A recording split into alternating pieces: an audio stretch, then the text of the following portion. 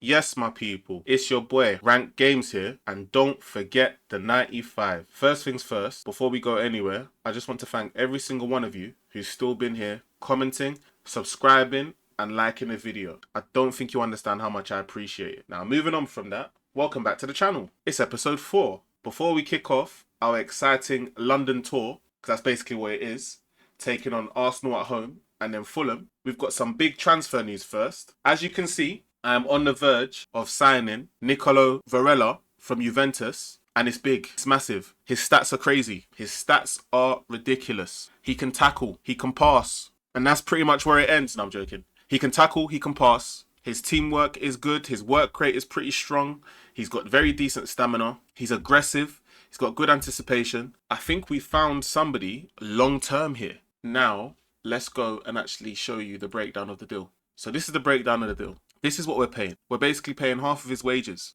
Whether we use him or not, we pay half of his wages. He's going to be a regular starter. He's actually going to be an important player eventually because of how big of a player he is in comparison to the rest. He is the second best player in the team in the position. He will officially be the first best player at the end of the season if I decide to activate his optional future fee, which is 15 million.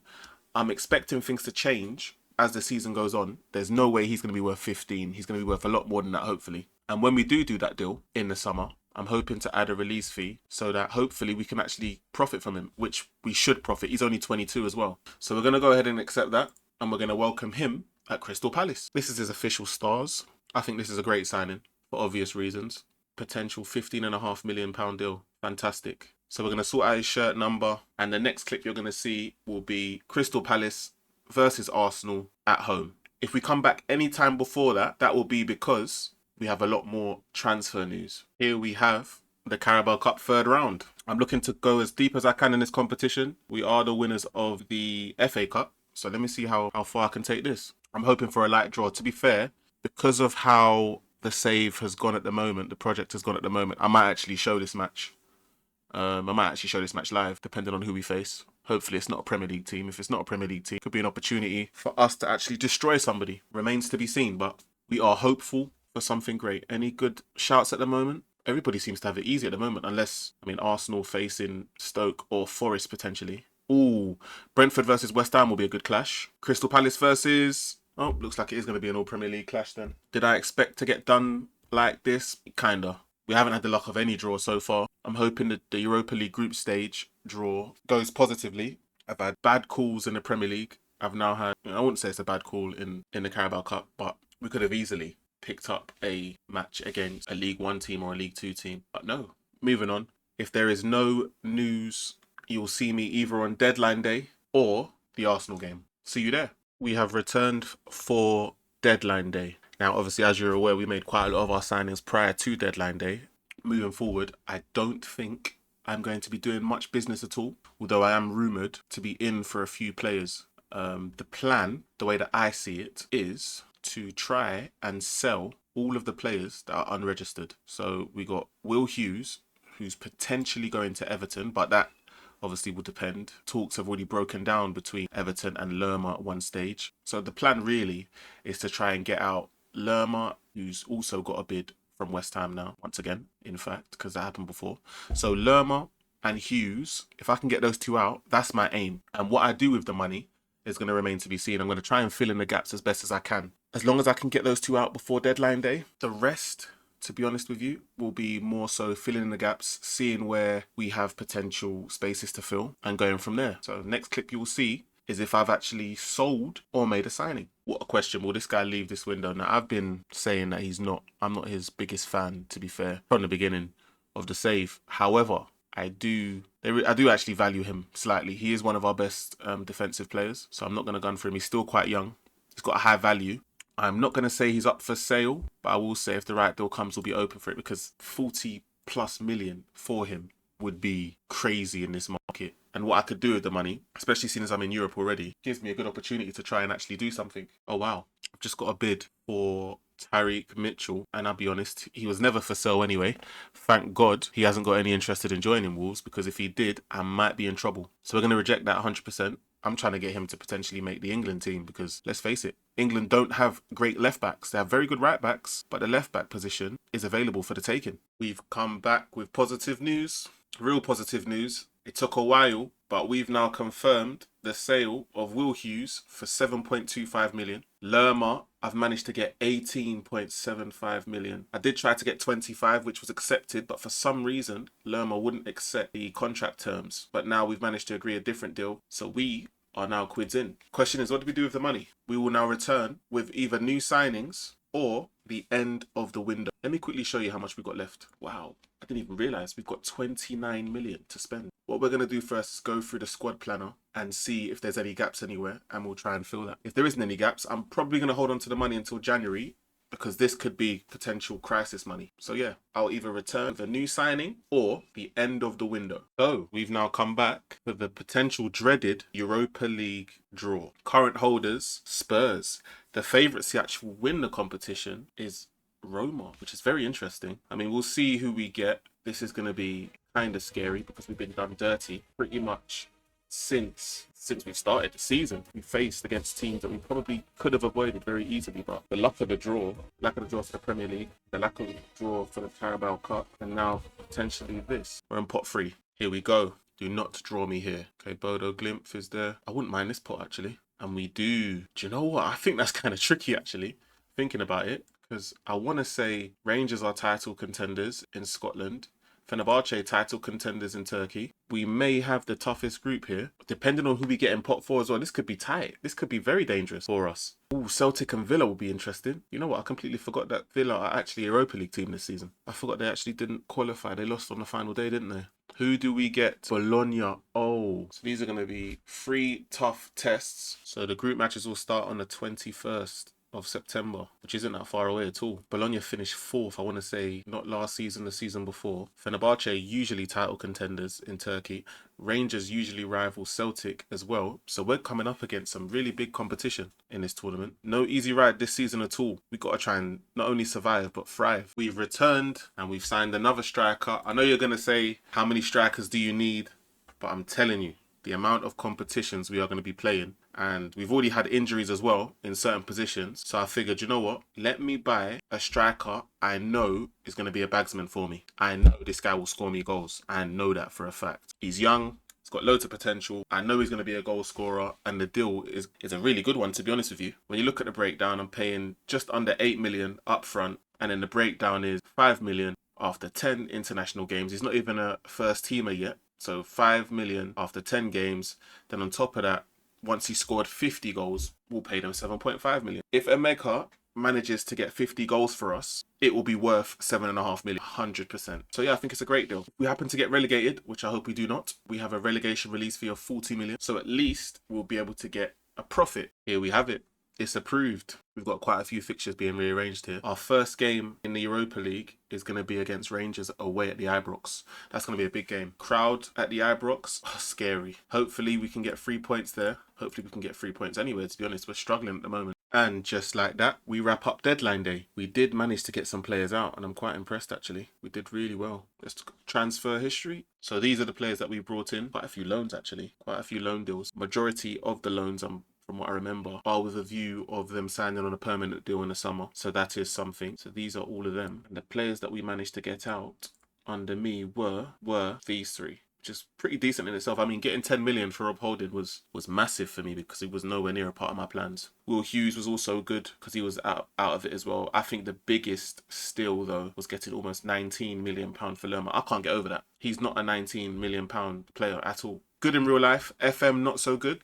But with that being said, let's get into the game where we look for our first Premier League win against Arsenal. And it's home and it's live. I've had to come back for this part because it's crazy right now. Newcastle have beaten rivals, arch rivals at that, 7-0. I know Sunderland definitely tore the place up. The fans definitely left early, tore the place up. St James's Park is a mess. They wrecked that place. Separately, Villa have finally been beaten by Leeds. It's about damn time. They've basically had a cheat code all season. Spurs beating Everton has given Everton their first defeat. We've now fallen to 15th. We need to actually win. All we need is a win, and all of a sudden we look more respectable in the league. That's what happens when you get tough fixtures at first, though, innit? Sucks to be me right now. And we are finally here. The expectations are quite positive, actually. A draw from the board as well as the supporters. This is new. We did not get the love before this. Maybe the new signings have had an effect. Remains to be seen. Let's cut straight to the lineup. And this is the lineup we're going to go with. We're going to keep it on positive because I feel like we can't go defensive. Every time I go defensive, I usually get beat pretty heavy. So we're going to stick it on positive. We're at home as well, so the home advantage, I feel like we can do something here. We're going to go with this as a back four. Mitchell, Munoz, Chalobah and Gehi. Wharton is going to play with Ravella, who's going to debut today.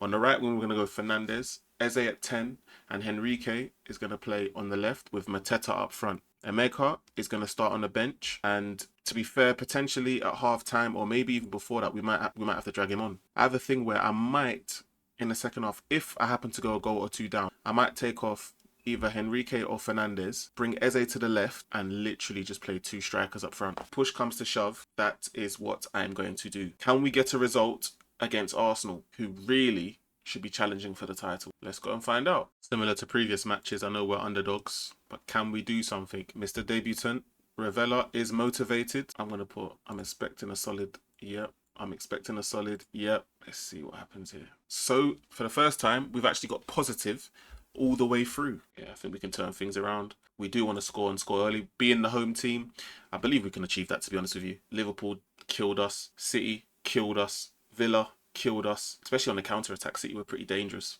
The Villa game, we started to grow later on.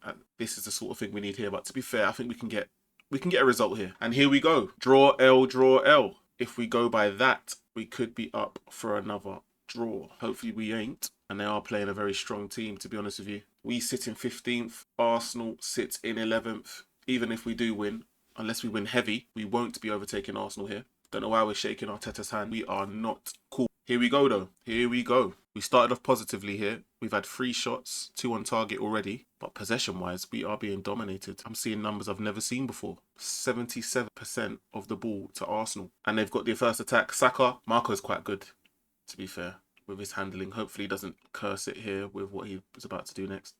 Oh, wow, we're in already. Mateta. And that's the first one-on-one. How he missed that, only him and God knows. Wharton. Can we score a corner? We've scored before. Wharton. Ooh. This is Roger. To Gehi. Back to Roger. To Mitchell. And that ends the highlight. What a waste. We've started off really strongly in terms of shots. Arsenal haven't had any, which is a very big shock. That's another corner. Wharton. Ooh, it's very similar. Back to Rodgers again. Oh, we're doing something different here. Oh! We've hit the crossbar. We've hit the crossbar. Very good start. And wow. Arsenal, this is Odegaard. Their first shot. He shoots and it does scrape the top of the crossbar. Half time. Do you know what? That's a very positive half. We can't deny that. We've done really well. We've had 8 shots, 4 on target, and they've only had 1 shot. Their XG is 0.04 and mine is almost 1. We're very close. Possession-wise, it seems like we're playing counter-attacking, which does make sense because we've got a lot of pace. We've got a hell of a lot of pace. Can't lie. With that being said, I think I'm actually going to take off Mateta. He's the lowest rated attacker. I'm going to take him off at half-time and I'm going to replace him with Emeka, who is pretty much going to be the future of the club. I'm going to say we need more possession because we've done everything that we can do apart from have the ball more and obviously score. So that's what we're going to go with. Straight like for like. We've got possession straight away. As Gehi moves it to Ravella. What a signing he could potentially be. Chalobah to Wharton. Ravella. We can't lose it here. Wharton. And we've given it away. We've actually given it away. Gabriel to Rice. Oh my days, Rice is giving it away. Looks like it is going to be our... No, it's not going to be our attack. I just jinxed myself. Raya to Gabriel. Back to Gabriel. We've won it again. High. Ooh. I would have preferred it if he actually passed it, but I guess we'll take that. Do you know what? I want to make a shout. I'm going to encourage them to do more. Things are going reasonably well right now in terms of chances, but we're just not clinical. So now we're going to make some changes because I'm seeing some tired legs. Fernandez will go off for Prestiani on the right-hand side. And Sar's going to come on. He's been pretty awful in recent time, but he's going to come on. These are the changes we're going to make. 14 minutes to go. Can we do something? It seems like we deserve to win the game because we've done more. We tried to create a lot more chances than they have. Can we win the game? It looks like it's going to go into the dying moments. Added time. Are we going to get a highlight? We are. And it's going to Arsenal, it seems. Saliba to Zubamendi. And we've won it. No, we haven't. Saka. Oh my days, they've hit the bar. And that looks like it's the game. And it's going to end 0-0. Crystal Palace are going to get another draw, as I said, and we should have done more. It looked quite clear that we were on top of them in terms of chance creation. It's just Arsenal held on to the ball more. It's a positive result, though. It's another one against, I guess, a traditional top 6 team. We can't be too disappointed. So I'm going to write, we didn't get the result, but you should be happy. And everybody is happy with that. Good performance, to be fair. Creating that many chances against a big team. I'm going to click this option because it's true. There is plenty we can learn from this. It was very positive. Very, very, very positive. Unfortunately, though, we do still stay in 15th. However, like I said before and in previous episodes, when you look back at the fixtures, we are very lucky to be in 15th and not in the bottom 3 based on who we've had to face. The fixtures are supposed to get slightly easier now. Fulham is our next game. I shall see you there. Here we are as we go to Craven Cottage to now take on Fulham. If there was ever a game I needed to win, this is it now. A loss here and I could actually be in serious trouble. It could actually be a problem. So coming back, we actually did pick up a training injury, one of our backup right backs, so now we're going to have to actually remove him. Richards is going to have to play. He's going to have to play cover right back. So this is what we're going to go with. We're going to go with the same exact lineup that drew against Arsenal in the previous game. We need a result here. We really do. Anything but a win, and it could spell trouble. Fulham versus Crystal Palace, and it's live now. That was a positive team talk. I just basically told them that I'm expecting a positive result. I'm expecting a win, actually. And let's go out there and get it. Throw it all on the line. Here we go.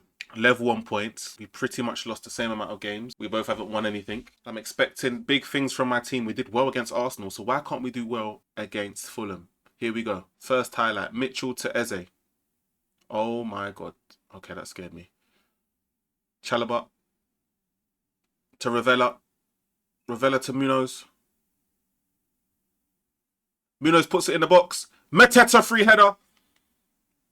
We finally have scored. It's taken us a while to actually score if you look statistically. We haven't scored in a minute. The last time we scored, I believe, was against Manchester City in a 2-2 draw. That was a few games ago. Mateta comes back. He knows his replacement is potentially on the bench. So this is a good start. This is the start I needed. Now we need to continue. We need to go on. Very, very positive. Good cross from Munoz. Good finish from Mateta. We've got another highlight. As Leno goes long. And it's Henrique. Henrique to Eze. Eze to Munoz. Oh, he might be offside. Roger finds the back of the net. Is he offside? Seems like he is. He might have just gone ahead of the system. He hasn't. It's 2-0. 22 minutes. This is very positive. Our right back is on fire for assists. I genuinely thought that was offside. And Roger scores another goal with his right foot, might I add. Very, very positive. I need to see that again. Oh, the right back is playing him onside. The right back is playing him onside. We go 2 for 2 like it's Sam's. If you know about Sam's, that's all I'm going to say. After school Sam's. 2 for 2. It's another highlight. Lukic goes all the way back. It's Robinson. Cuenca. Back to Lukic. Robinson. Fulham are working it really well here, but they're not really going anywhere. And they've gone all the way back to the keeper. It's Leno. If he makes a mistake, they're in trouble. He has made a mistake. Roger with a long shot. Ooh. He's tried to catch Leno out there. That's something Leno would actually do in real life, to be fair. He has a moment like that in him. He does. A victory here will take us up to 12th, potentially, depending on what happens with Forest and Brighton. 2-0 half-time. We cannot complain. We are doing really well. I'm actually really happy so far. A convincing win is coming potentially. I'm going to say we've done really well. Let's keep it going. I don't need to make any changes. Everyone's doing their thing. First convincing win. We have a corner. Wharton. Keeper comes out. Yeah, as soon as I saw the keeper coming out, I knew it was that time. Leno goes long once again. And it's one. Henrique to Roger, who's playing really well down the right-hand side. Back to Ravella. Wharton. Henrique. Wharton. Ravella with a long shot. Ooh. It's a good save. We're doing the business. We are doing the business. Wharton again. It's another good cross in. Oh, Mateta goes over the bar. It's good stuff. Really good stuff. Please don't forget to smash a like and subscribe if you haven't already subscribed. And please leave a comment if you can. That will be much appreciated. As we are into another highlight here. Robinson. He goes low. And they've pulled one back. Oh, Lukic finds his way through.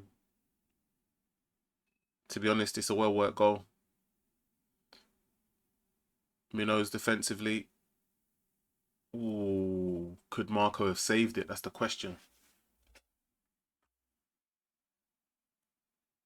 We need to be clever here.